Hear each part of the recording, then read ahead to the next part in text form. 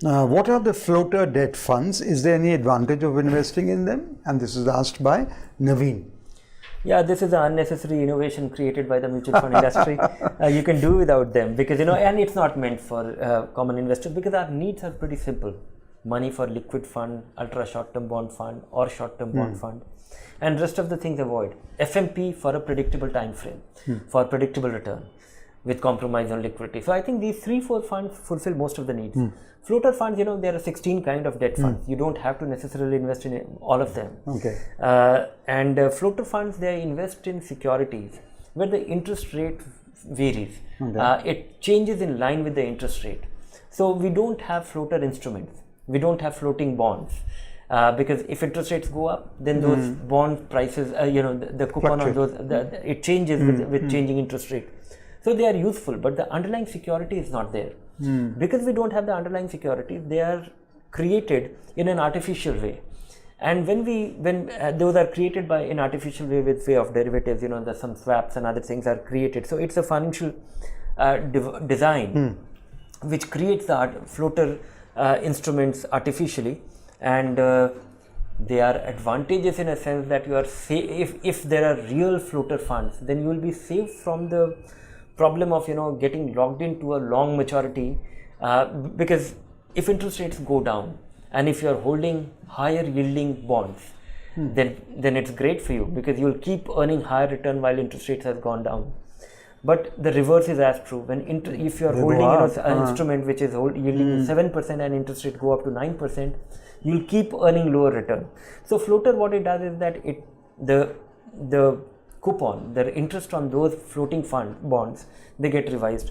Hard to we don't have very effective mechanisms. Work on in a more predictable manner. Don't take those chances. I have seen that every time fixed income investor, particularly in India, where most people are used to still trying their hands at mutual fund, when they are faced with a decline in value in a bond fund, they're very upset, and they're they're way too disappointed. Don't get disappointed. Keep it simple. Liquid fund, ultra short-term bond fund, short-term bond fund, and FMPs. That should be the vehicle for common investors. Rest of the things avoid. Okay, a lot of investors, the data has been coming in there and are going in for savings, and especially in mutual funds these days. So what would you advise that these floater debt fund kinds of funds one should avoid and stick to the simple funds based on the requirement and ability to invest in the number of years? What would you advise to the new investors?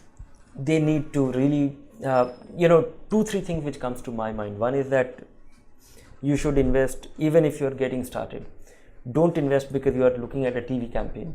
Understand a little bit, and understanding your own need is much more important than understanding the mutual funds or how things work. Of course, if you understand a little bit more about how things actually work, it will benefit you. It will help you in terms of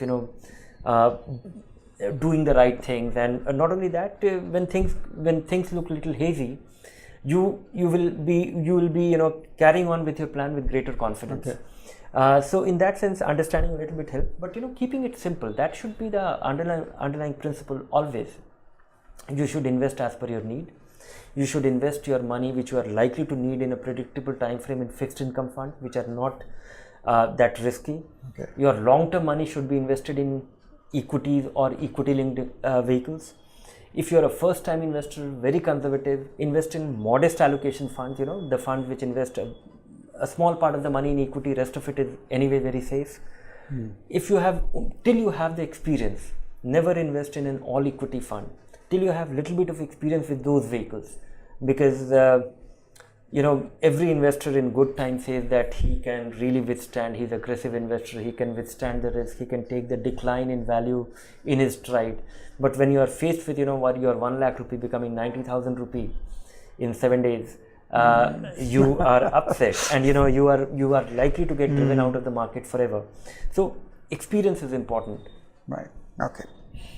So that was a good advice on how to invest, especially those of you who are young investors.